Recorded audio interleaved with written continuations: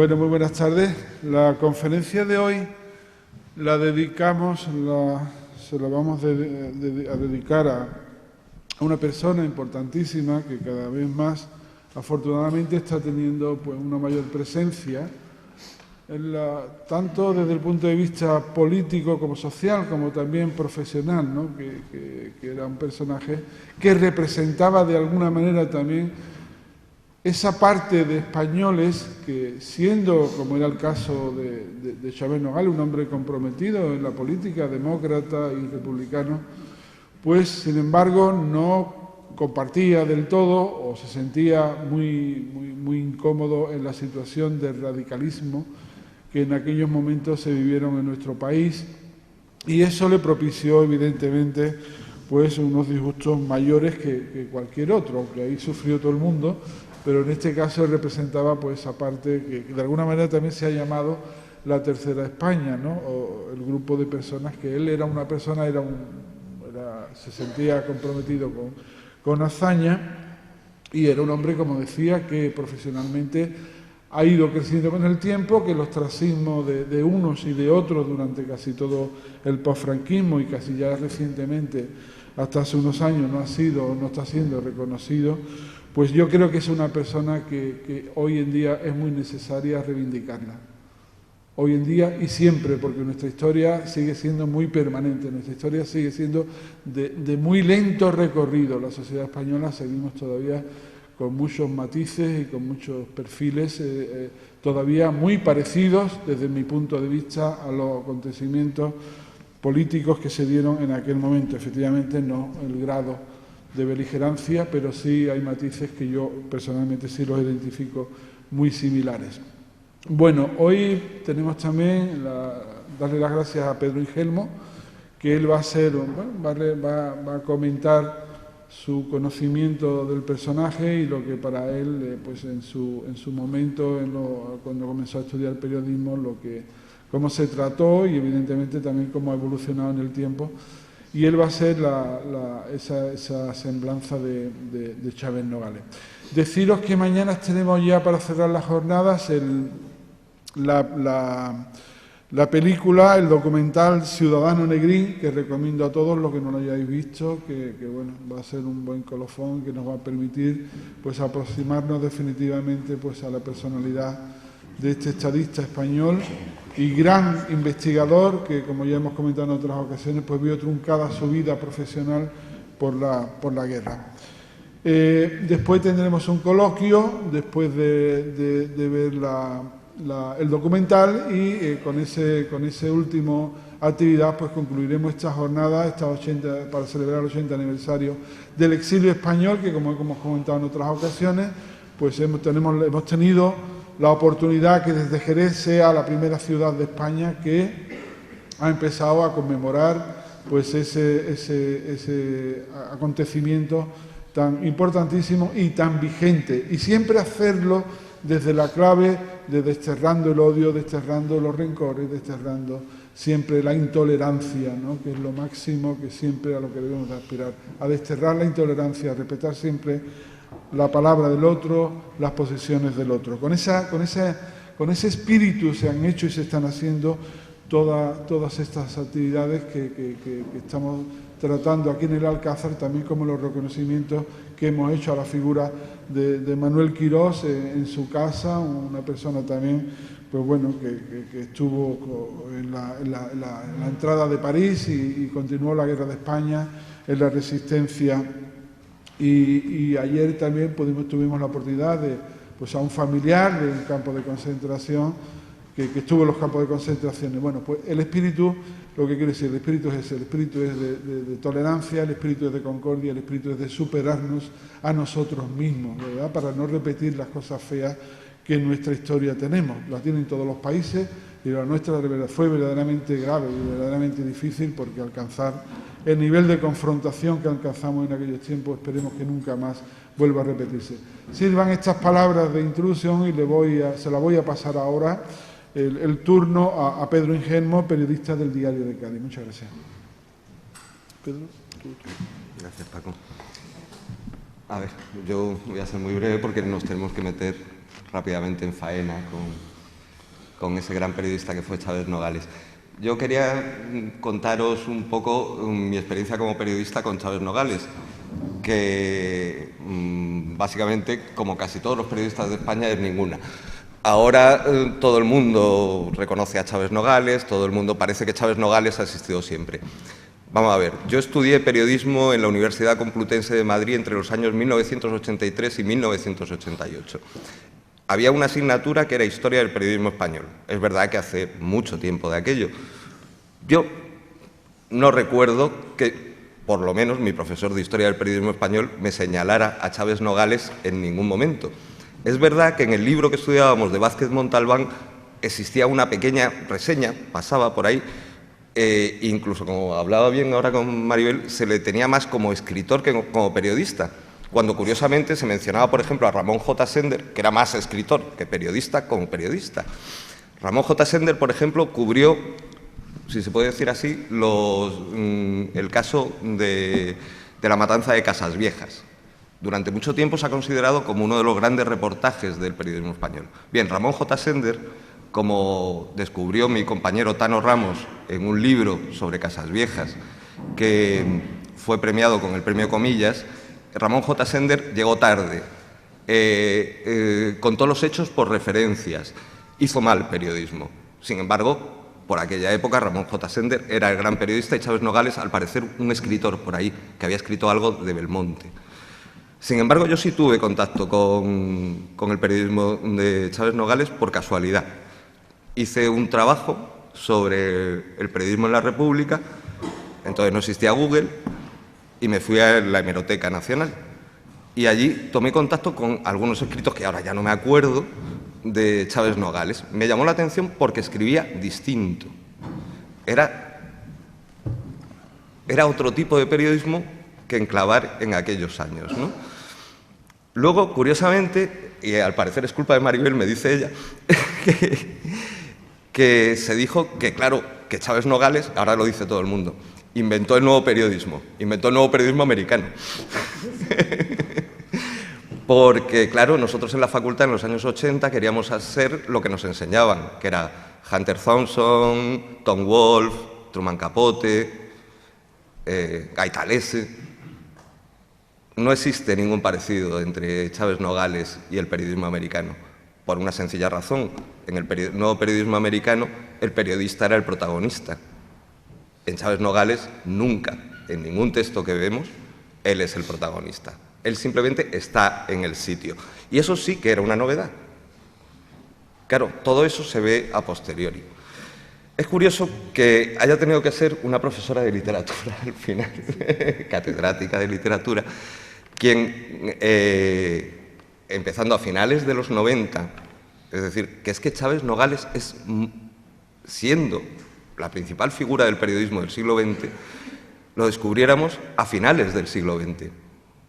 En buena medida, gracias a ti, que le has dedicado, pues cuánto, ya casi 20 y tantos años de tu vida, o casi 30, a rescatarnos esa figura. Yo por eso quiero agradecértelo.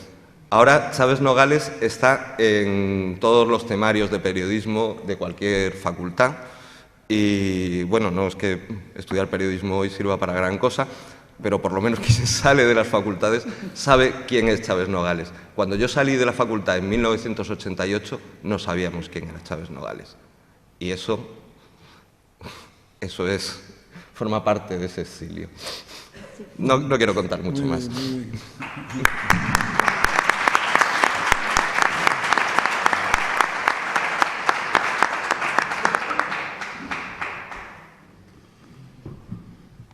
Buenas noches, señoras y señores. Queridos amigos, hoy tenemos, como decía Francisco Cama, la última intervención sobre el exilio republicano español a cargo de la profesora Maribel Cintas. Esta es la última de las conferencias que habíamos previsto. Queremos agradecer el esfuerzo de todos los que han participado de cerca o de lejos para que este ciclo pudiera hacerse realidad y aportar su granito de arena al capítulo del exilio en el cual una ciudad como Jerez, con una historia tan densa y particular, no podía quedar aislada. Nuestra intención ha sido tratar un tema tan controvertido como el exilio de la manera más sencilla y respetuosa posible, así como intentar transmitir la idea de que se pueden evocar temas como este sin caer necesariamente en el apasionamiento ni la desmesura. Mañana cerraremos el programa con la proyección de la película Ciudadano Negrín. La exposición en la Sala del Molino de estos Alcázares se mantendrá aún hasta el 23 de febrero. En lo que se refiere a la conferencia de hoy sobre Manuel Chaves Nogales, y para situar un poco al personaje, podríamos empezar recordando brevemente que desde la restauración borbónica en 1874, el último tercio del siglo XIX y el primero del siglo XX, se produjo en España un fenomenal crecimiento de la población y una considerable afluencia del campo a la ciudad. A ello se unieron los efectos de la industrialización muy tardía con respecto al resto de Europa, las sucesivas crisis económicas y políticas y los incesantes cambios de gobierno. Ninguno de ellos, por cierto,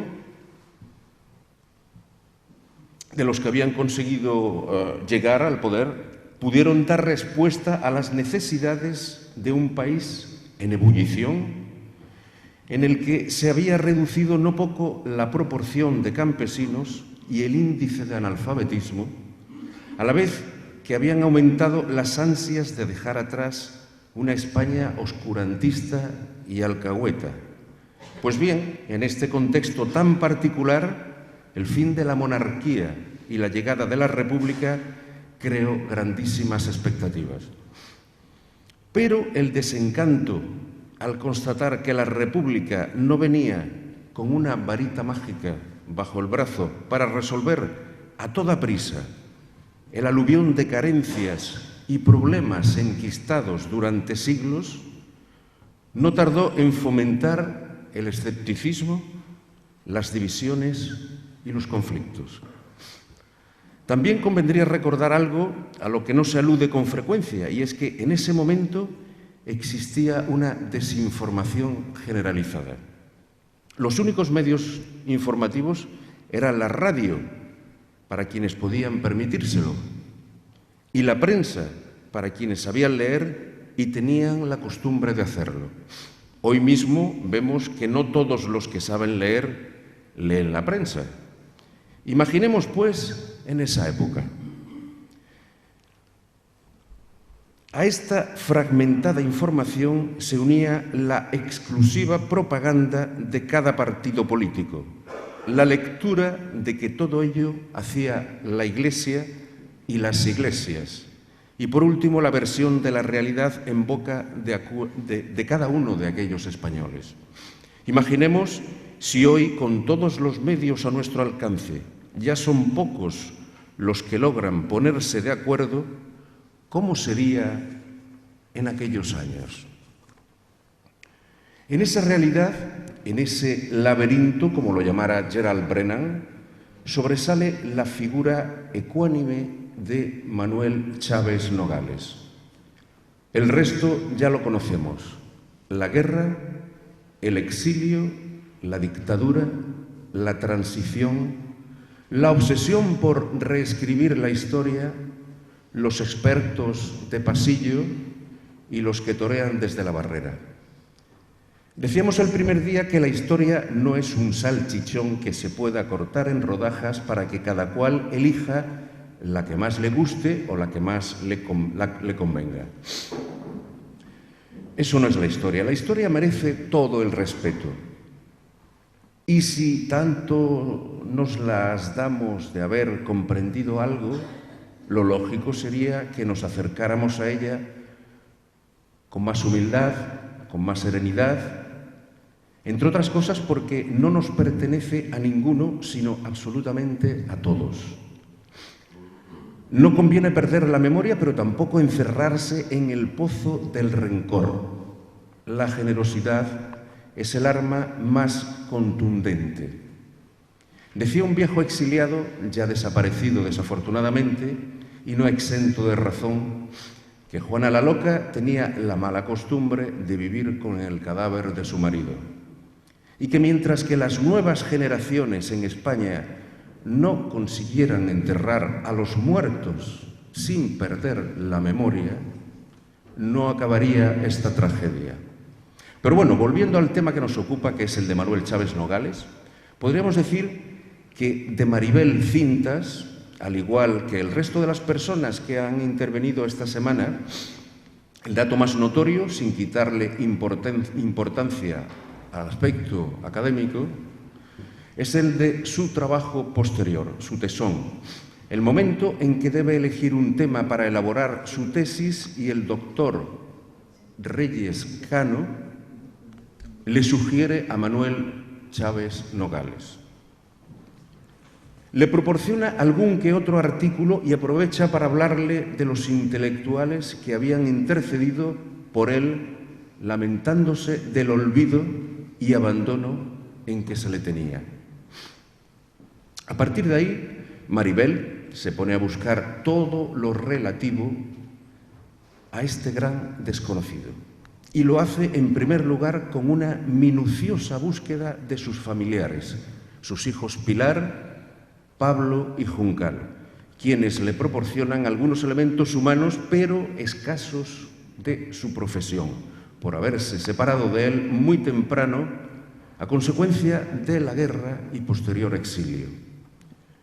Luego serán las eternas pero apasionantes horas en las bibliotecas, hemerotecas y librerías de viejo, hasta que Maribel Cintas se plantea que al haber sido Chaves Nogales un brillante periodista, su obra debe orientarse más a los periódicos de la época. ¿Pero en qué periódicos? ¿En qué ciudades? ¿En qué fechas y secciones? Y ahí comienza verdaderamente una labor de hormiga. Otra vez las bibliotecas, otra vez las hemerotecas, los archivos, años y años. Sevilla, Madrid, París, Londres, América Latina, expurgando periódico a periódico, día a día, año tras año, hasta formar un grupo de investigación por infinidad de países, constituido por personas generosas y entusiastas del personaje cuya colaboración será esencial. Porque aquel hombre, dice Maribel, al que me acerqué por primera vez desde las páginas de su biografía de Juan Belmonte, que me deslumbró como narrador y me atrapó con su sencillez, su visión de la realidad, su ironía y su clarividencia, resultó ser un extraordinario periodista que supo llevar al mundo las noticias desapasionadas, pero certeras, de los momentos culminantes de la historia que a él le tocó vivir. La Sevilla del brotar del andalucismo, el Madrid de Primo de Rivera, la Segunda República, la Guerra Civil, la Segunda Guerra Mundial, el exilio. Gracias a este trabajo de Maribel Cintas, pudieron ver la luz en 2001 los dos primeros tomos de la obra periodística. Las ediciones posteriores, de 2009 y 2013, han completado los 5 tomos de obras completas. En 2011, Maribel culminó la biografía como colofón de su estudio sobre el periodista. Y así saldría Chaves Nogales, el oficio de contar. Un trabajo de mucho entusiasmo y no pocos años que le han permitido a la autora ir por el mundo conociendo a gente generosa, además de infinidad de exiliados, niños de la guerra, integrantes del maquis e incluso brigadistas internacionales. Hoy mucha gente dice haber conocido a Chaves Nogales desde siempre, pero eso no es cierto. Posiblemente habían oído su nombre o leído Belmonte o La Ciudad, pero poco más. El caso es que Chaves Nogales estaba tan olvidado tan escondido que ni su propia familia conocía el alcance de su trabajo. Hoy en día son muchos los lectores que se acercan a la obra de este gran periodista y escritor.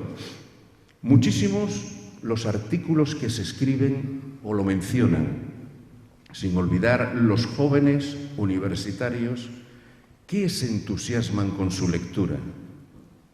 Infinitos los actos realizados por Maribel Cintas en ese sentido. Conferencias, debates, mesas redondas, cientos y cientos de entrevistas, programas de radio, televisión, documentales. Es decir, resucitar a alguien. Como vulgarmente se suele decir, al principio nadie le daba bola. Pero gracias a este trabajo, hoy existen más de 1000 artículos comentando la obra del escritor, hasta el punto de que se le considera el mejor periodista español del siglo XX. Para concluir, me gustaría citar la opinión de Antonio Muñoz Molina sobre la labor de Maribel Cintas. Dice Antonio Muñoz: en un caso como este de un escritor que tiene su obra dispersa por periódicos olvidados, el trabajo filológico, en el sentido más noble de la palabra, de amor por los textos, la recuperación de los textos que ha hecho la profesora Cintas, es una cosa de muy pocas personas, de que muy pocas personas pueden presumir. Agrandó el mapa de la mejor literatura de su país. Yo recuerdo que cuando leí de verdad a Grossman, Vida y Destino, dije: pero esto es como pensar en que en el Himalaya había otra montaña en la que no nos habíamos fijado. En el Himalaya de la gran novela están las cumbres. Están la montaña mágica, el Quijote, Madame Bovary, En busca del tiempo perdido, y había otra cumbre que no habíamos visto, pero que estaba ahí. Es como si hubiera otra montaña más en los Andes, como si al lado de la Aconcagua hubiera otro Aconcagua. Ese tipo de descubrimientos, ese ensanchar el espacio de la literatura, y no solo de la literatura, sino del debate político y de la historia y del conocimiento histórico del país, es un trabajo único. Y concluye: en nuestro país, como en todos los países sudamericanos, abunda mucho el elogio, la coba. La mayor parte de los elogios que se hacen son falsos y todo el mundo sabe que son inmerecidos, o que son parcialmente inmerecidos, que son al mismo tiempo inmerecidos e insinceros. Una gran parte de los elogios que tú escuchas en un país como España son las dos cosas. Entonces, esta persona, esta profesora, Cintas, merece un elogio completamente indestructible. Eso no está sometido a discusión. Ella, su trabajo, han contribuido a ensanchar la literatura española y la conciencia política democrática española. Pasamos, pues, la palabra a la profesora Maribel Cintas.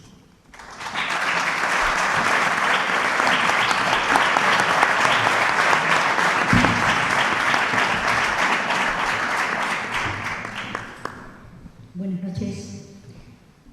Muchas gracias al Ayuntamiento de Jerez por la organización de este ciclo y por haberme invitado a él. Muchas gracias al concejal Francisco Camas, a Pedro Enfermo, las palabras de Francisco de la Rosa, y muchísimas gracias a ustedes por su presencia aquí esta tarde. Yo voy a intentar hacer una presentación de este periodista sevillano que vivió los últimos años del siglo XIX y casi la primera mitad del siglo XX, intentando actuar con sencillez y con gravedad al mismo tiempo, porque yo soy la primera que estoy sobrecogida por el personaje. Manuel Chávez Nogales, salió de Sevilla muy joven, en el mes de octubre del año 1917, y solo volvió esporádicamente a la ciudad. Estaba cansado de la falta de horizontes, agobiado por el empalago de los cantores de las eternas esencias sevillanas, de las esencias locales, y este joven Manuel, con 20 años, suspiraba por algo distinto y decía: Sevilla es bella y única, aunque a veces sus habitantes tengamos que irnos de ella para desde lejos hacerla aún más bella y más única. Salió pues del limbo de los pintores, como llamaba Juan Ramón Jiménez, a la zona donde Chávez nació en Sevilla, la casa junto al Palacio de las Dueñas. Salió de allí hasta Madrid, hasta la foto del Ateneo, donde lo encontramos en la segunda fila, el joven con una pajarita que mira, tiene la mirada perdida en el horizonte, mientras todos los demás miran al frente, pero todos los demás son nada menos que Juan Ramón Jiménez, Ortega y Gasset, Galdós, en fin, los personajes más interesantes de la época. Él, un joven de 20 años, metido en esa colección de personajes.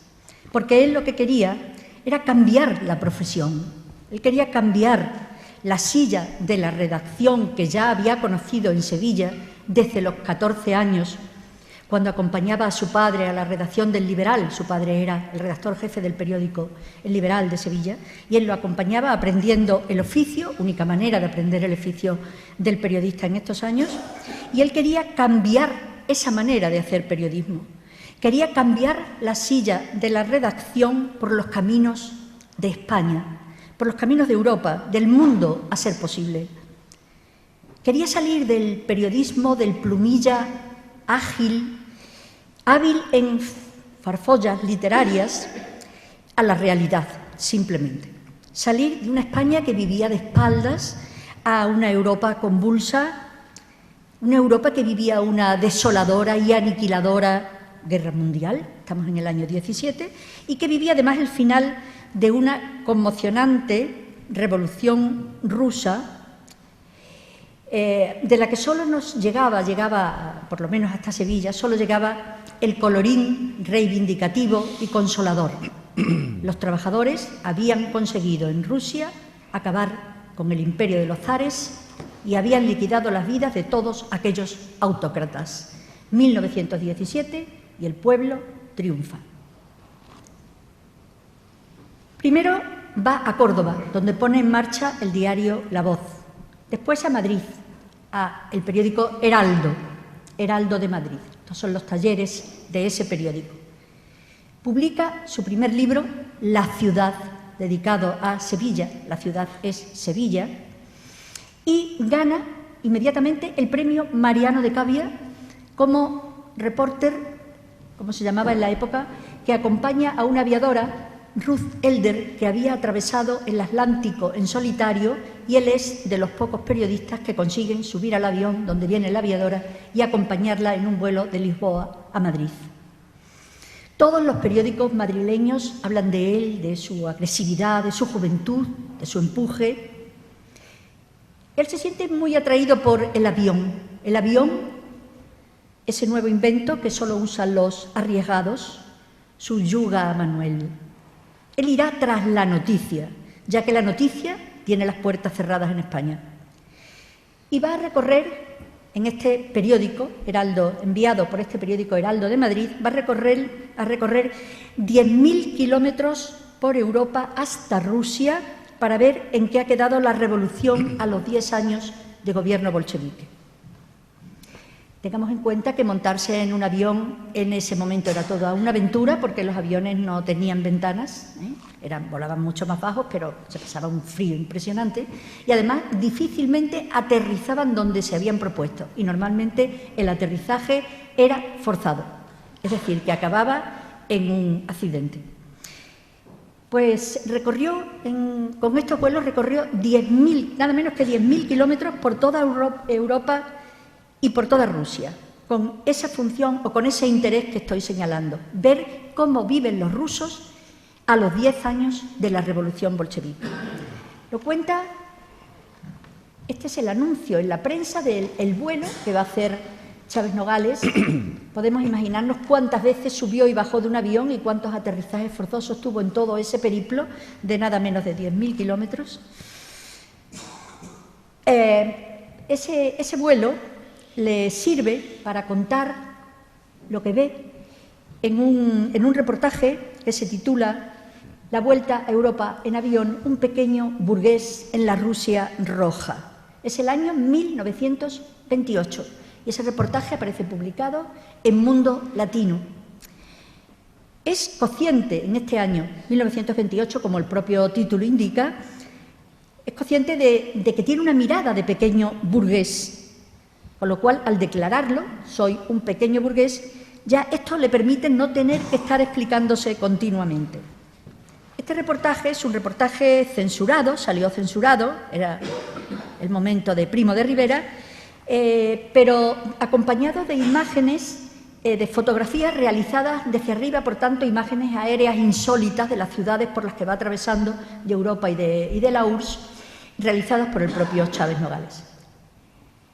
Mientras el periódico Heraldo, que le envía como enviado especial para ver qué ocurre en Rusia, mientras ese periódico se dedica a entretener y a entretenerse a sí mismo muy lastrado por la censura, con un concurso que se llama Las Muñecas de España, pues Chávez Nogales se va a ver a Trotsky, se va a buscar a Trotsky, pero cuando llega a Rusia, Trotsky ya ha sufrido los rigores de la censura de Stalin y está desterrado en Alma-Ata, en la frontera china, por tanto no puede verlo. Esto le sirve a Chávez para reflexionar y reflexiona sobre las dictaduras, comienza ya a reflexionar sobre las dictaduras y condena a Lenin, a Stalin, a Mussolini, a Hitler, al mismo nivel, todos ellos triunfadores en Europa, pero que son patas de un mismo banco, y él los califica de duros, implacables, nazarenoides, capaces de matar a su propio padre que se les ponga por delante. Pequeño burgués liberal, ciudadano de una república democrática y parlamentaria, así se califica a sí mismo Manuel.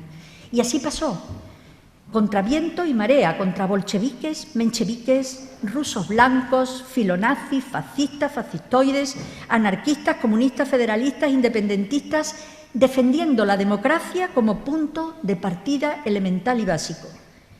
El Parlamento como lugar de diálogo, la igualdad del género humano y del ser humano, el entendimiento y el disfrute en el trabajo y en la vida. Dirigió con éxito un periódico de centro, un periódico republicano, el diario Ahora. Desde diciembre, dirigió este periódico desde diciembre de 1930 hasta noviembre de 1936, o sea, todo el tiempo que duró de vida de la Segunda República. República, sistema político que defendió respetando a todos desde una postura de centro. Así se calificaba el periódico de centro. Entrevistó a los ministros, en este caso el presidente del Gobierno, don Niceto Alcalá Zamora. Siguió al presidente en sus desplazamientos, desmenuzó las hazañas de Sanjurjo, analizó desde el terreno los brotes del anarcosindicalismo. En esta imagen está en Saltera con los braceros del campo andaluz para un reportaje que lleva ese nombre. Viajaba con frecuencia a París, como buscando en el continente las raíces comunes de todo lo que aquí ocurría. Y en París estaban nada menos que los exiliados de la Revolución Rusa de octubre del 17. Malviviendo, habían dejado a causa del obligado exilio, habían dejado factos de sus cortes suntuosas y se ganaban la vida, los descendientes de los zares, se ganaban la vida como modistos, maestros de baile, de música, peliculeros, nostálgicos, varios, a la espera de volver a subvertir. Magnífico material para la serie y el libro correspondiente, lo que ha quedado... Perdón, no, esto no. Bueno, ahora no sé cómo soluciono esto. Eso es. Gracias. Lo que ha quedado del Imperio de los Zares. Es el reportaje con el que abre su colaboración en el diario Ahora. El trabajo sin firma, los editoriales, las crónicas parlamentarias, llenan los espacios que le dejan libres los viajes, como el realizado... Bueno, esta última imagen, a lo mejor se preguntan quiénes son estos dos señores, pero son nada menos que Chávez Nogales, el de la derecha, el de la izquierda es Kerensky, es el personaje de la Revolución Rusa que pudo haber evitado la Revolución Rusa, y no quiso mancharse las manos con sangre y permitió, de alguna manera, que la revolución tuviera lugar, permitió, dicho entre comillas, ¿no? Estos viajes continuos le llevan también a Alemania, donde en el año 1933 va a hacer un análisis profundísimo de la situación que allí se está viviendo en un reportaje. Primero va a Alemania y luego va a Italia. El reportaje se llama «Cómo se vive en los países de régimen fascista». La primera parte bajo el signo de la svástica y la segunda parte en Italia bajo el fastio de los lictores. Con una tremenda valentía va a analizar el nacimiento y la gestación y la configuración del nazismo el nazismo en Alemania y el fascismo en Italia. Este reportaje le muestra la cara de un régimen que tiene, sin embargo, obnubilados a los residentes de estos territorios, de sus territorios respectivos, ¿no? La bestia fascista está enseñando la cara en Europa y los españoles viven de espaldas a estos acontecimientos, entretenidos en el año 1933 en experimentos de comunismo libertario. Asiste también a la ocupación de Ifni, que fue un mecanismo que puso en marcha el Gobierno de la República.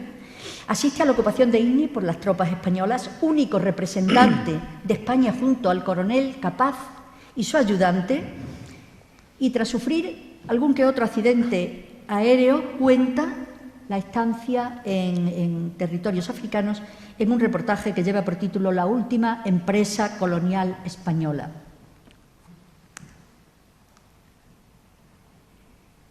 Tengo aquí unas cuantas fotos familiares, hay muy pocas imágenes de Chávez Nogales, entonces doy una pasada rápida por estas 4 fotos. Aquí está con sus hijos en su casa de Madrid y haciendo algo que parece ser un selfie, ¿no? Aquí está con su esposa, Ana Pérez, sevillana. Esta mujer que le acompañó toda la vida, bueno, hasta que él marchó al exilio de Inglaterra, como luego veremos, pero fue la fiel compañera de Chávez, tuvo con ella 4 hijos. En esta imagen está en la Ciudad Lineal, muy elegante, pero cuidando gallinas, que era algo que siempre hizo durante toda su trayectoria vital. Decía que si había gallinas se podía comer, y realmente eso en muchas ocasiones pues le solucionó la situación económica. Aquí está Chávez Nogales con Sánchez, uno de los Sánchez Ocaña, y creo que la otra es Magda Donato y su mujer, la mujer de Chávez, Ana. Bien, de nuevo en París, marcha de nuevo a París y conoce a un bailador de flamenco que ha vivido la Revolución Rusa, que ha bailado delante de los zares, pero que, atrapado por los revolucionarios de signo izquierdista, ha tenido que sobrevivir con su arte en Rusia, en la Unión Soviética, ¿no?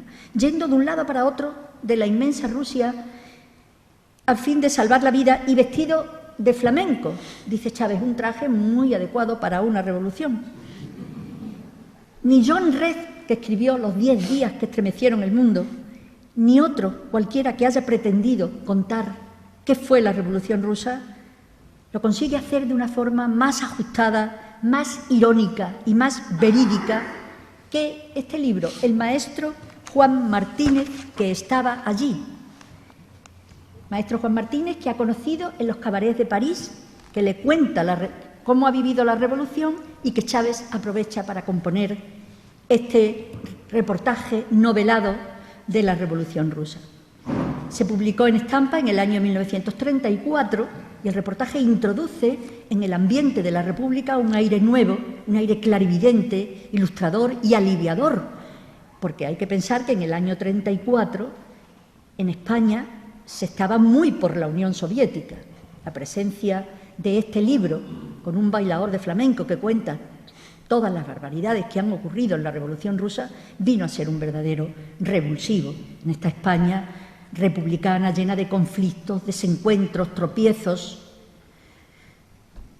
Era un serio panorama del modelo de gran parte de la sociedad española, la que, queriendo hacer un bien a las clases oprimidas, estaba, desde el punto de vista de Chávez Nogales, asfixiando a la República. Y tuvo también el valor, esta es otra imagen de ese libro, que salió por entregas en Ahora, pero que luego se publicó, en estampa, perdón, y luego se publicó el libro. Tiene imágenes, dibujos de Rivero Gil, otro compañero de redacción que también marchó al exilio, y tiene fotografías de los personajes, porque es un reportaje sobre personas reales y sobre hechos reales, y en el libro aparecen hasta los programas de las actuaciones y montones de documentos que Juan Martínez y su compañera de baile Sole le proporcionaron a Chávez Nogales. Se publicó el libro enseguida, el maestro Juan Martínez, que estaba allí, ya sin ilustraciones, en ese libro. Y Chávez tuvo también el valor de contar en el año 1935 la vida de un torero, nada menos que de Juan Belmonte, matador de toros, su vida y sus hazañas. Este personaje se asoma en el año 35, un año muy conflictivo para la Segunda República, se asoma a las conciencias españolas para intentar hacer valer un mensaje de cordura. La cordura que aporta el triunfo en la vida de un hombre sin cualidades personales, que se ha convertido en el modelo de la superación única posible, la de las propias limitaciones, la única revolución, en opinión de Chávez Nogales. Pero ya Chávez Nogales hay otro reportaje más sobre el Rocío, Andalucía Roja y la Blanca Paloma. Este reportaje tiene lugar unos días antes del comienzo de la Guerra Civil. Y Chávez Nogales va al Rocío, acompañado de un enviado especial francés, que está totalmente sobrepasado por la situación. Salen de Triana con las carretas que van al Rocío y no pueden entender el fervor de la gente y cómo se está celebrando este acontecimiento. Y el reportaje termina con una observación de Chávez Nogales que dice: observo a gente que tiene una mirada torva entre el público que está dándole vivas a la Virgen, ¿no? Hay unos señoritos que llevan una cintita con la bandera nacional en la solapa, y dice: y deduzco que cada viva la Blanca Paloma es un disimulado, muera la República. Y de hecho así fue. Unos días después de este acontecimiento se declaró Franco vino de África y comenzó la Guerra Civil. Ya Chávez había acumulado méritos más que suficientes para el rechazo. No quieren a su periódico ni a su persona, un periódico totalmente progubernamental, a favor del gobierno de la República, en el que confió Azaña, en el que confió Niceto, Alcalá Zamora, en el que confiaron los ministros de la República. Todos ellos confiaron en el periódico de Chávez, en Ahora. Pero por esa razón las derechas no quieren ni a Chávez ni a su periódico por defender la República y sus libertades, pero las izquierdas también lo ponen en entredicho porque consideran que es revisionista por estas cosas del bailarín de la Revolución Rusa, ¿no? Lo llaman revisionista, contemporizador y tibio. Así lo califica La Tierra, que es un periódico extremista, ¿no? El alzamiento de Franco sorprende a Chávez en Londres, donde se había desplazado para recoger a sus hijas que estaban estudiando en un internado inglés. Al volver de Inglaterra se pone al frente del periódico, porque así lo deciden las juventudes socialistas que se han incautado del periódico, y comienza una reflexión, comenzamos nosotros a ver una reflexión en las palabras de Chávez Nogales en el prólogo de su libro A Sangre y Fuego, que luego citaremos, pero en este prólogo es donde se ve el pensamiento de Chávez Nogales de una forma más nítida, más clara, ¿no? Porque es él el que habla. Voy a dar, por tanto, una cita de unos párrafos de ese prólogo del libro, de A Sangre y Fuego. Dice: cuando estalló la guerra civil, me quedé en mi puesto cumpliendo mi deber profesional. Un consejo obrero, formado por delegados de los talleres, desposeyó al propietario de la empresa periodística en que yo trabajaba y se atribuyó sus funciones. Yo, que no había sido en mi vida revolucionario ni tengo ninguna simpatía por la dictadura del proletariado, me encontré en pleno régimen soviético. Me puse entonces al servicio de los obreros, como antes lo había estado a las órdenes del capitalista, es decir, siendo leal con ellos y conmigo mismo. Hice constar mi falta de convicción revolucionaria y mi protesta contra todas las dictaduras, incluso la del proletariado, y me comprometí únicamente a defender la causa del pueblo contra el fascismo y los militares sublevados. Me convertí en camarada director y puedo decir que durante los meses de guerra que estuve en Madrid, al frente de un periódico gubernamental que llegó a alcanzar la máxima tirada de la prensa republicana, nadie me molestó por mi falta de espíritu revolucionario, ni por mi condición de pequeño burgués liberal de la que no renegué jamás. Ahí termina una parte de la cita.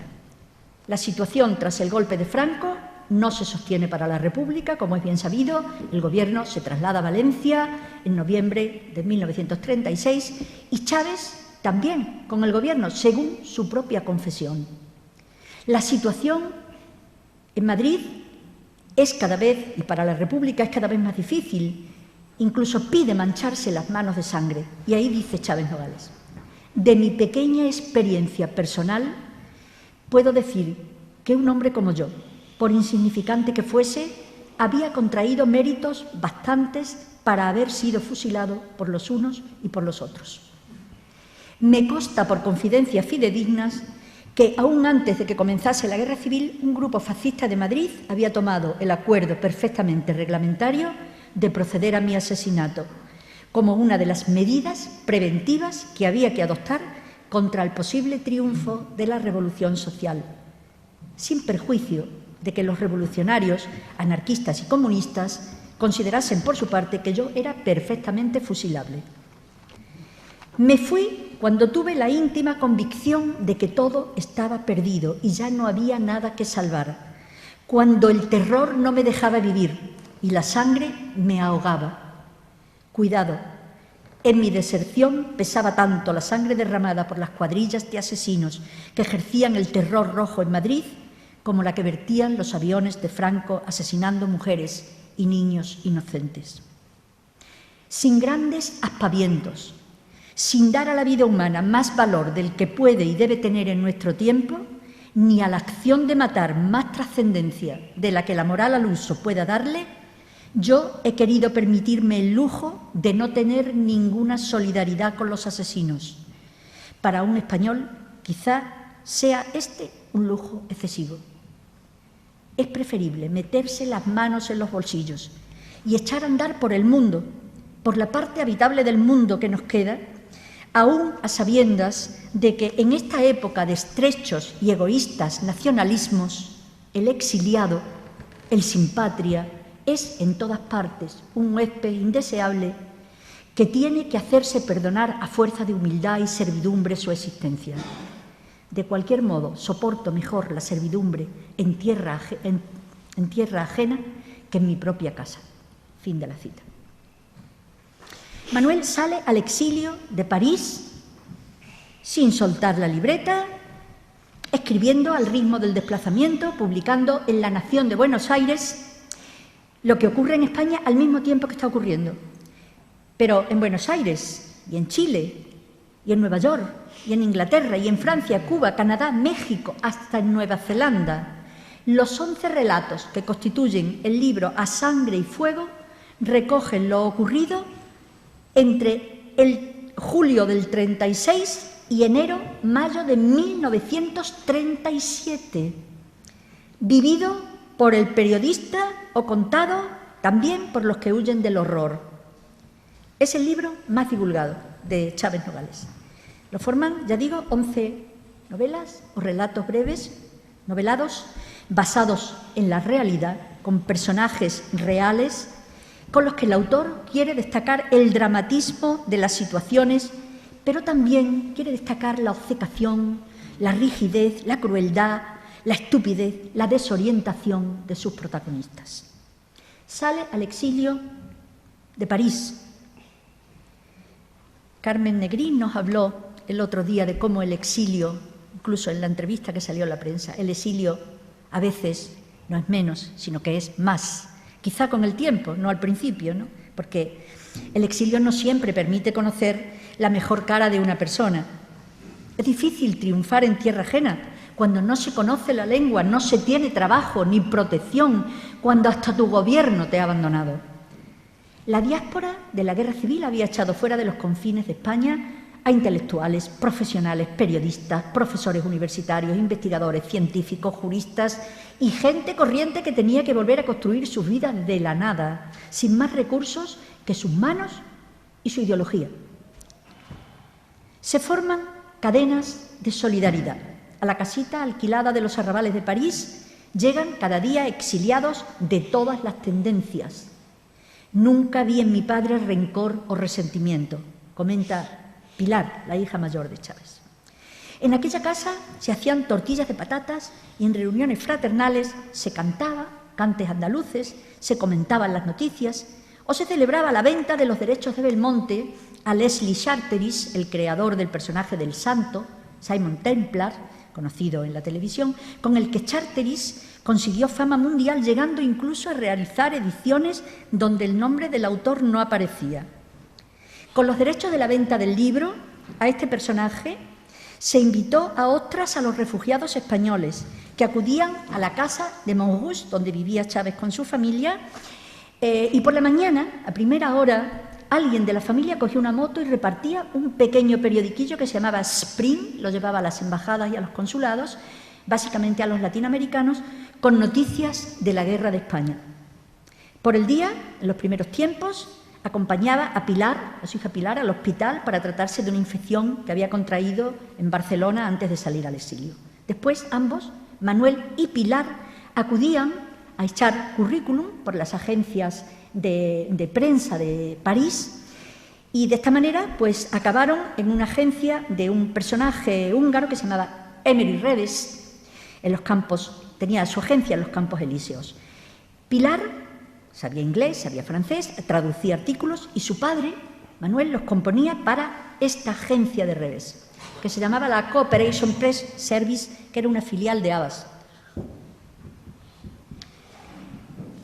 Con salida de sus trabajos, los trabajos de Chávez tenían salida a América Latina.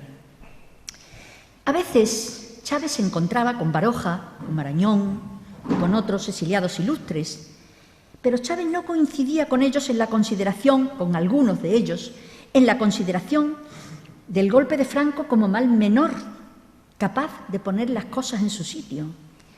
Ni tampoco coincidía en el sentimiento de franquismo privado, izquierdismo público, que a veces iluminaba las veleidades de la que hoy se ha dado en llamar Tercera España. Tampoco coincidía con los grupos que distingue Baroja, enumera Baroja en uno de sus artículos para La Nación. No es un personaje del Frente Popular con cargo diplomático o con implicación en los negocios de armas. ni forma parte del grupo de periodistas que toman cervezas en el barrio latino contando hazañas fantásticas como si fueran algo de broma. Ni es tampoco de los rojos que van a España para tratar asuntos con el gobierno de Valencia o de los blancos que entran y salen de Francia para ir a Burgos. Ni tampoco pertenece al grupo de intelectuales escondidos, ocultos por miedo o timidez, incapaces, en cualquier caso, de implicar a la comunidad internacional en un movimiento de ayuda y solidaridad o de mediación en el conflicto. Manuel trabajaba por la paz y veía más allá incluso de la península. Reves abrió nuevos caminos al periodista. Este dueño de la Cooperation Press Service, que tenía 2 agencias en París y en Nueva York y que fue autor de un libro de éxito, Anatomía de la Paz, fue un personaje definitivo en la vida de Chávez. Estaba muy próximo a Churchill, con quien mantuvo una interesante correspondencia, y tuvo como colaboradores a Léon Blum, Daladier, Paul Reynaud, Albert Einstein, Thomas Mann, Álvarez del Valle, Augusto Barcia, Osorio y Gallardo, Gregorio Marañón, Salvador de Madariaga, Malraux, Orwell, Hemingway. La agencia de Reves enviaba colaboraciones a periódicos de América Latina y esto agrandó significativamente el horizonte profesional del periodista, que ya había colaborado en La Nación de Buenos Aires, y le permitió conectar con personajes de embajadas sudamericanas y publicar en periódicos como El Tiempo de Bogotá, El Nacional de México o Bohemia de Cuba, entre otros. Chávez había llegado a París en noviembre de 1936 y permaneció en París hasta junio de 1940. Y durante este tiempo colaboró con periódicos franceses como Le Groupe Nouvelle, Candide, L'Ordre, La Dépêche, y escribió La agonía de Francia, de la que hablaremos más tarde. Y confeccionó y publicó los relatos de A Sangre y Fuego. Se dio a conocer en Norteamérica con ediciones de Belmonte, y entabló amistad con prestigiosos periodistas ingleses progresistas como Lord Beaverbrook, que fue ministro de Churchill, y en el periódico de su propiedad, de este personaje, que era el Evening Standard, que es un periódico que todavía se publica, ahí publicó A Sangre y Fuego, que también se publicó en Nueva Zelanda en el año 38. En Nueva Zelanda se supo de la guerra civil gracias a este libro de Chávez. Estando en París en el año 1939, comienza la publicación en Inglaterra. Él está en París, pero el libro se publica en Inglaterra en entregas, en Evening Standard, precisamente en ese periódico, publica La Defensa de Madrid, quizá buscando tender puentes con el Reino Unido, que vislumbraba ahora en el horizonte como faro de acogida ante la situación por la que se estaba atravesando en Francia, en Europa y en Francia también. Era imposible la vuelta a España en el año 39, en el año 40, y en Francia se está recrudeciendo la situación para los demócratas franceses y, por supuesto, también para los exiliados republicanos españoles. Aunque, según propia confesión, había salido de Madrid el 6 de noviembre, siguiendo al gobierno, es posible que volviera a Madrid para seguir de cerca los primeros pasos de la formación de la Junta de Defensa, que comenzó a hacerse la noche del 6 de noviembre. Una Junta de Defensa que, contra todo pronóstico, está poniendo en pie el general Miaja, que es para Chávez un héroe que cumple con su cometido por encima de ideologías de partidos. Es militar y tiene encomendada por el gobierno la defensa de la ciudad, y eso hace, aunque el gobierno se haya ido. Nada más y nada menos. Y así se describía en un artículo de Evening Standard el trabajo realizado por el Defensor de Madrid. En Madrid, Miaja ha logrado acabar con el terrorismo y los juicios sumarísimos. La población hambrienta de la ciudad lo conoce como tío, y ese mismo hombre, que es el terror de los moros, es adorado por los niños. El general se ha procurado un refugio subterráneo en el corazón de la ciudad. Fue allí donde una vez dijo a los reporteros: ¿pasar hambre? Antes nos comeremos nuestras botas. Ahora poco falta para eso en la ciudad de Miaja.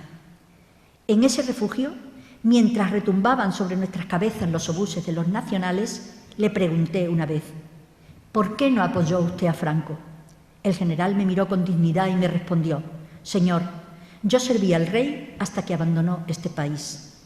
Al entrar al servicio del pueblo español, pronuncié juramento de lealtad a ellos». Termina la cita.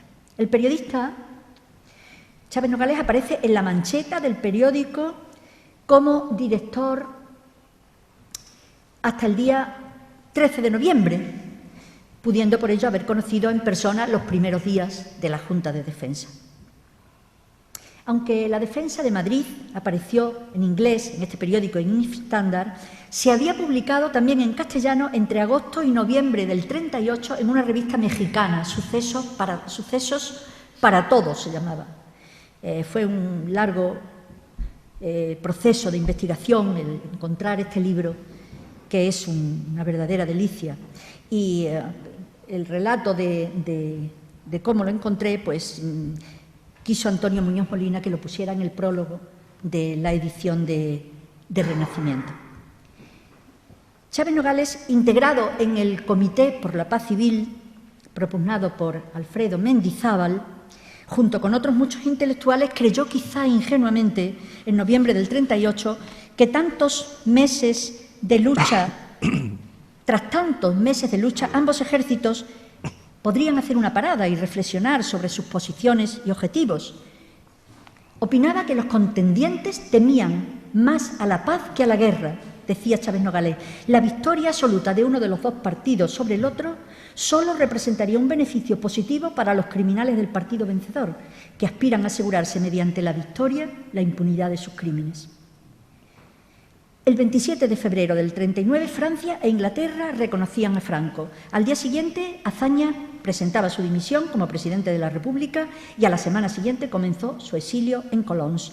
El representante de Franco se instalaba en la Embajada Española en París. Entre 37 y 39 escribió Chávez muchos artículos, proclamas, manifiestos, donde insistía en pedir el diálogo entre los dos bandos para acabar la guerra. Decía: queremos la paz porque la ruina económica a que la guerra ha conducido a un país próspero y rico es tan grande que el aumentarla es mucho más grave que el peor de los inconvenientes que de una paz inmediata pueda desprenderse. Y desde fuera, y termina la cita, desde fuera de España es capaz de ver hacia dónde se dirigen los acontecimientos del país. Y así, en un artículo publicado en el periódico francés L'Ordre, en el mes de abril del 39, dice: prevé, los ejércitos de la guerra civil convertidos en siervos serán llamados a reconstruir el país sin salarios. Con el fin de obtener mano de obra prácticamente gratuita, se han creado los campos de concentración y el Gobierno está preparando una ley basada en el principio de redención a través del trabajo de los delincuentes políticos. Posiblemente el número de españoles retenidos en los campamentos podrá exceder de 1 millón. La ley recientemente promulgada en relación con las responsabilidades políticas, junto con la relativa al principio de redención a través del trabajo, convertirá este 1 millón de hombres en 1 millón de esclavos, cuyo trabajo será la base del Estado totalitario. Ahí termina la cita. Colabora en periódicos europeos defendiendo la causa de la vencida República y tras el anuncio de la entrada de Francia e Inglaterra en guerra contra Alemania, dice, hay una frase famosa: tengo que decirle que este país ha entrado en guerra con Alemania, que fueron las palabras pronunciadas por el primer ministro inglés en los micrófonos de la BBC. A partir de ese momento, Chávez comienza a colaborar activamente con la causa de los aliados. En junio de 1940, los ejércitos alemanes entran en París, precisamente por la Porte d'Orléans, en Montrouge, que es donde vivía Chávez Nogales, en virtud del armisticio, o sea, del acuerdo de Pétain y Hitler. Esto lo cuenta Chávez en La agonía de Francia. El día que Francia se decida a penetrar en este libro, habrá dado un paso importante en el precepto clásico del nosce te ipsum, conócete a ti mismo. El periodista tiene que salir de nuevo al exilio, junto a demócratas, republicanos y europeos que empiezan a ser considerados como peligrosos por el gobierno francés. Y ha de salir precisamente en ese momento en que Francia abandona su independencia de nación soberana cuna de la democracia y refugio de todas las migraciones de liberales huidos de sus patrias cuando la libertad ha sido vulnerada. Francia abandona su independencia para entregarse a Alemania en una connivencia que ha sido una de las mayores vergüenzas de la historia. El gobierno de Pétain pacta con Hitler la entrada a París, la entrada de los alemanes en París, a cambio de que se respeten los monumentos. Supo Chávez en este ensayo, que escribía según salía otra vez, captar la esencia y analizar el comportamiento de las distintas clases sociales francesas, los gobernantes, la aristocracia, el ejército, los comerciantes, el pueblo llano. Trazó así un cuadro de Francia que ya estaba entregada intelectualmente a los nazis antes de que Hitler y sus ejércitos entrasen en París. Pero fue muy crítico con el pueblo, decía del pueblo, es inferior a sus gobernantes. Lo acusó de complicidad y detectó en él, en el pueblo, un egoísmo rayano en el heroísmo. Tenía Chávez la idea de que las masas modernas soportan peor las incomodidades, parece que está hablando para hoy, las masas modernas soportan peor las incomodidades de la supresión de servicios, una línea de autobuses, la recogida de basuras, lo soportan peor que la invasión de pueblos indefensos o la anulación de principios absolutos, tales como la dignidad y los derechos del hombre. Son las masas, que no es lo mismo que el proletariado, las que tienen esa falta de sentido capaz de convertir a un automovilista atrapado en un atasco en un energúmeno dispuesto a creer que el gobierno ha fracasado en lo esencial. Satisfacer las pequeñas necesidades, evitar la incomodidad del ciudadano. Son esas masas las que han causado la decadencia de las democracias al no tener miras superadoras de contradicciones, sino, estas son las palabras de Chávez, un desencadenamiento diabólico de los más bajos instintos. Parece que está hablando para hoy. Y sin masas, la democracia no tiene razón de existir.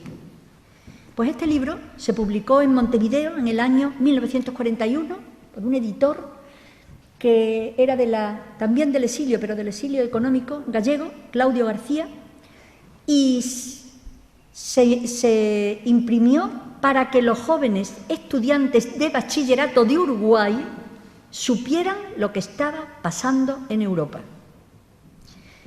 El nivel. Comienza la segunda estación de Chávez. ¿Debo ir más deprisa? No. Es que estoy corriendo mucho por el tiempo y no sé si... ¿No? Estamos encantados. Pues comienza la segunda etapa del exilio, queda poco ya. En 1940, en el Londres ocupado, en los más difíciles momentos de la Segunda Guerra Mundial, la ciudad es un refugio de exiliados de todos los conflictos que asolan Europa. Alemanes que huyen de Hitler, italianos que han debido escapar del fascismo, españoles defensores de la República asaltada por el golpe de Franco. Inglaterra es el único reducto de defensa de las libertades que queda en una Europa que se disputan dos fuerzas antagónicas en esa guerra, ¿no? El nazismo, por una parte, y sus variantes y extensiones, fascismo, franquismo, austrofascismo de Dollfuss, de Austria, ¿no? Y el mundo libre, por otro lado. Aunque Inglaterra se ha visto obligada a cerrar sus fronteras ante la avalancha de exiliados y la entrada en el país es muy difícil, Chávez Nogales consigue entrar él solo, tiene que dejar a la familia atrás. Lo consigue a costa de haber tenido que separarse de esa familia, a la que no volverá a ver. Va integrado en un grupo de periodistas contrarios a los presupuestos del régimen de Vichy, perseguidos ellos también por sus ideas progresistas y democráticas, en una Francia entregada al nazismo. Pues en ese momento el desembarco en el Reino Unido se plantea de nuevo como otra vez un nuevo comienzo vital. Por segunda vez, tras su salida de España en el 36 y de Francia en el 40, el periodista ha de iniciar el trabajo de reconstrucción profesional y para ello comienza a realizar colaboraciones en periódicos de habla inglesa, no solo británicos, mientras pone en marcha una agencia de noticias, la Atlantic Pacific Press. Esta no es la agencia, esta es la casa donde vivía Chávez en Londres, en el Bajo, y estoy ahí con una señora que es Cora Blight, que era la una señora que lo conoció porque vivía arriba de él, arriba de Chávez Nogales, decía que cuando los bombardeos Chávez nunca salía de casa porque decía que hasta que llegaran abajo la destrucción, pues le daba tiempo de acabar la crónica, ¿no?, que tenía que hacer. Y esta señora era la madre de Portillo, ha sido ministro de Transportes con Margaret Thatcher, de un exiliado español. Su padre era Luis Portillo, profesor de la Universidad de Salamanca, que peló patatas en Londres, ¿no? Michael Portillo, sí. Pues esta es Cora Portillo. Bueno, pues Chávez va a intentar poner en marcha esa agencia y mientras tanto, aquí lo vemos en su agencia, la Atlantic Pacific Press, y se relaciona con instituciones inglesas que ayudan a los refugiados, como por ejemplo la Sociedad para la Ciencia y el Aprendizaje, de la que formaba parte Albert Einstein, y numerosos científicos de prestigio que buscaban la supervivencia en la capital inglesa. Un flujo de refugiados, defensores de la democracia, como he dicho, se buscaba la vida en un país asolado por los bombardeos de la Luftwaffe de Hitler, y en una ciudad, Londres, acosada por la guerra relámpago que convierte a la City en la gran ciudad en sombras. Desde muy pronto, desde el año 40-41, el Ministerio de Información británico contrata a Luis Araquistain y a Chávez Nogales para labores de redacción de columnas de información que se repartían a través de la agencia Reuters, según la documentación que he encontrado en los archivos nacionales ingleses. Chávez Nogales se instala en Russell Court, cerca del British Museum, y entabla rápida relación de solidaridad con los exiliados republicanos con los que colabora a través del Hogar Español en Londres. Pero su mirada en esta nueva etapa va dirigida a América. El continente americano de norte a sur ha estado siempre en el punto de mira. Quizá era mejor, es que esta imagen no se ve muy bien, pero lo que Chávez tiene al fondo es un mapa de América del Sur. América del Sur presidía su agencia en Londres, ¿no? América del Sur ha estado siempre en su punto de mira, le interesaba el continente americano. Ahora vuelve de nuevo la atención a América, una atención más perentoria, ya que ve en América el único refugio de unos ideales que están siendo masacrados en el viejo continente. Desde esa agencia y apoyado por instituciones británicas, Chávez Nogales lleva al mundo el mensaje de que Inglaterra es el bastión de la defensa de las libertades. Con este mensaje, sus trabajos buscan acomodos en periódicos sudamericanos de norte a sur, a través de su agencia y de sus colaboraciones en la BBC y en las emisiones de radio de La Voz de Londres de Reuters, la agencia de noticias inglesa, ¿no? Y también del contacto con diplomáticos de países sudamericanos residentes en Londres. Los trabajos que Chávez coloca en estos medios no son solo suyos, sino también de otros demócratas europeos refugiados en el Reino Unido. Y estos trabajos tendrán acogida en periódicos desde La Hora de Chile hasta Excelsior de México, pasando por periódicos de Guatemala, Brasil, Colombia, Cuba, Argentina, incluso, como dije antes, periódicos norteamericanos y neozelandeses. Sus libros de relato, los libros de Chávez Nogales, son traducidos al inglés, se extienden o se publican también en Estados Unidos, y el Belmonte conoce ediciones, A Sangre y Fuego, conoce ediciones en Norteamérica y también el Belmonte en Nueva York y en Canadá. Luchando por llevar adelante su agencia, que le patrocina un parlamentario laborista, intenta colaborar con Reuters, por eso monta su agencia en los altos de la agencia inglesa, esperando que en algún momento esa agencia inglesa necesite colaboraciones de personas que hablen castellano, que hablen español, ¿no? Y con ello pues da trabajo a exiliados ilustres de toda Europa y busca la colaboración de los más conocidos exiliados españoles, por ejemplo, Madariaga, Salvador de Madariaga, entre ellos. Para el diario de Chávez Nogales en Madrid, Madariaga, que había sido 2 veces ministro de la República, había sido embajador en Estados Unidos y en París de la República, diplomático, ensayista, profesor en universidades inglesas, pues para ese periódico, Madariaga había compuesto 40 artículos entre enero de 1935 y julio del 36, o sea, en los peores momentos de la Segunda República, cuando ya, incluso después del golpe de Franco. Imprescindible, aunque a veces haya sido mal juzgada la aportación del diplomático pensador a la democracia. En el exilio de Londres volvió a confiar en Chávez y escribió otros 20 artículos más para su agencia.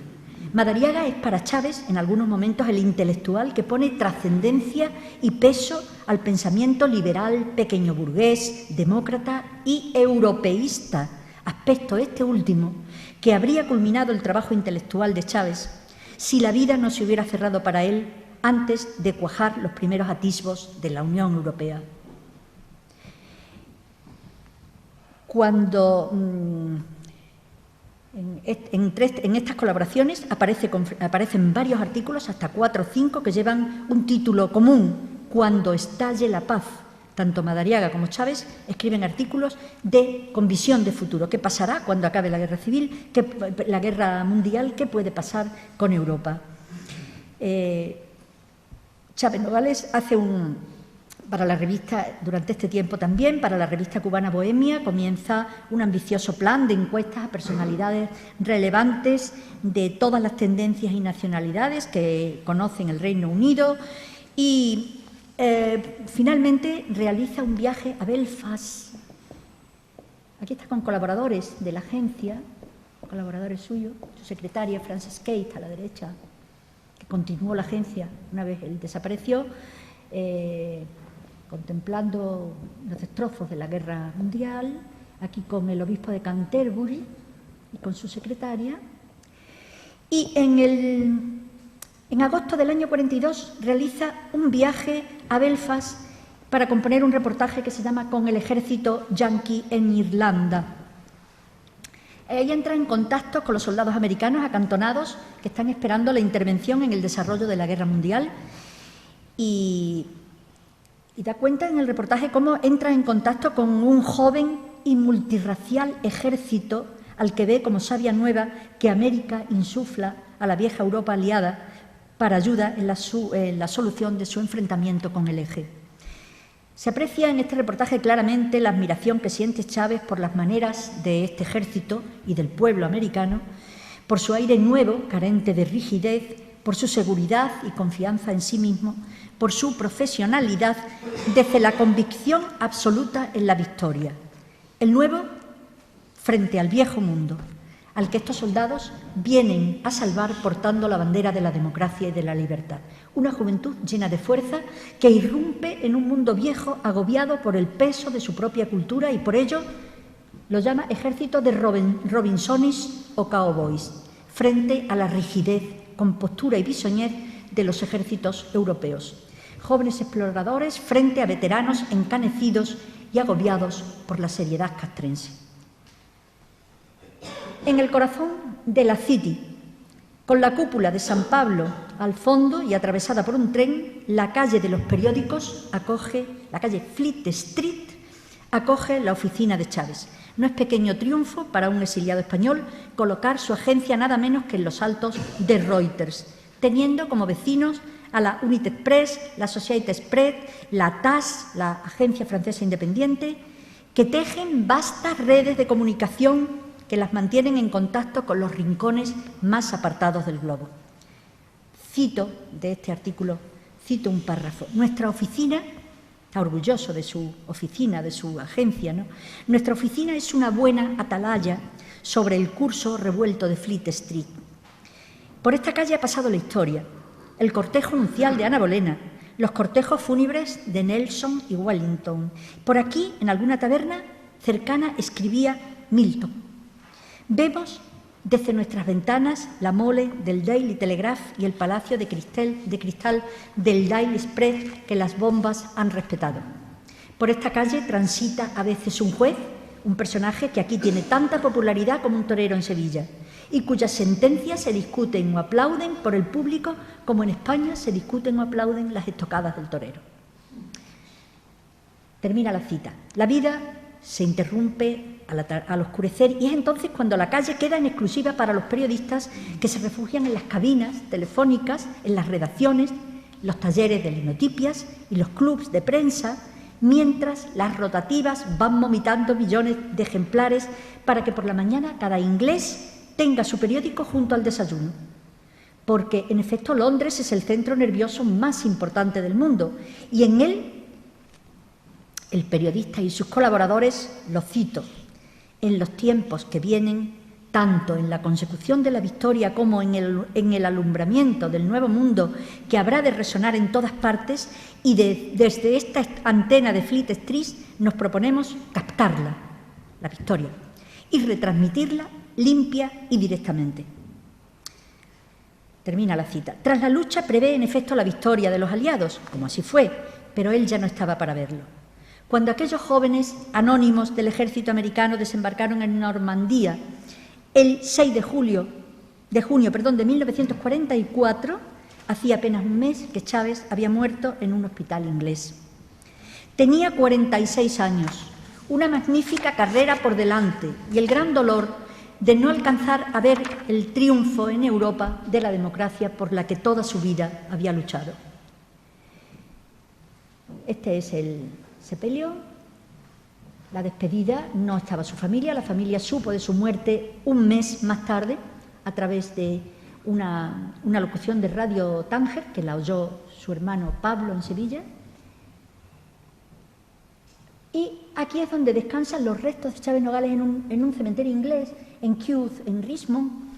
Es esta zona sin lápida, es exactamente esa. Tenía un árbol que aparece en la imagen anterior, pero que ese árbol últimamente se ha talado, no tiene ninguna referencia, ni nombre, ni nada. Hay que buscar los libros de registro para saber que está enterrado ahí. Ahora se lo quieren traer a Sevilla. Yo pienso que está muy bien donde está. O sea, ahí es donde lo recibió la tierra inglesa y las cosas son así, no ahora en el panteón de hombres ilustres de Sevilla. Bueno, una semana después de su muerte, el Tribunal para la Represión de la Masonería y el Comunismo, instaurado por Franco, como todos ustedes saben, lo condenó a inhabilitación absoluta y perpetua. Y mantuvo abierto su expediente, lo siguieron buscando 20 años más. Los trabajos de Chávez Nogales son olvidados. Durante el tiempo de Franco tan solo se reedita con éxito Juan Belmonte y sin éxito La Ciudad, que lo editó la Universidad de Sevilla y pasó sin pena ni gloria. Es en 1993 cuando la Diputación de su ciudad natal, la Diputación de Sevilla, emprende la tarea de rehabilitación con la edición de...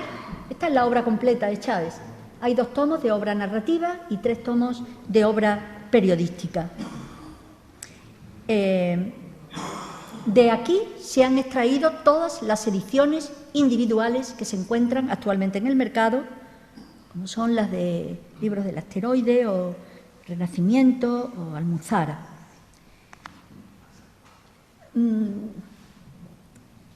Esta fue la biografía, esta foto aquí, la biografía de Chávez Nogales, que se llama El oficio de contar. Este es Madariaga, del que he hablado anteriormente, se ha colado aquí la foto, estaba ya ahí, pues seguimos con ella. Bien, Chávez Nogales ha pasado a ser considerado el mejor periodista español de la primera mitad del siglo XX. Ha llegado a la universidad y ha llegado al gran público.